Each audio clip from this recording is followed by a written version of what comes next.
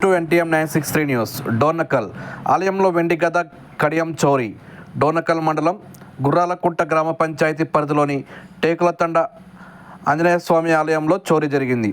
ఆలయ అర్చకులు నాగరాజు తెలిపిన వివరాల ప్రకారం అర్ధరాత్రి ఆలయ తాళం పగలగొట్టి ఆంజనేయ స్వామి వెండి గద, వెండి కడియం చోరీ జరిగిందన్నారు.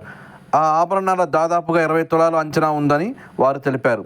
రాత్రి 2 గంటల సమయంలో ఈ దొంగతనం జరిగిందని తెలిపారు.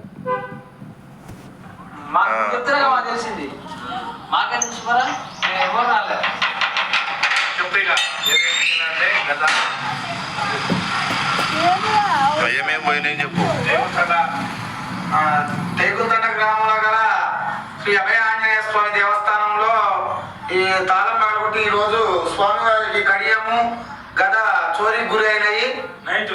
రాత్రిపూట 2 గంటల 3 గంటల ప్రాంతంలో ఈ దొంగతనం చేసినట్టు నిర్ధారణ అనిపిస్తుంది మాకు. ఏమేమి పోయినాయి? అట్లా గద పోయింది, స్వామివారి కడియం తీశారు, వెండి ఆభరణాలు దొంగిలించడం జరిగింది.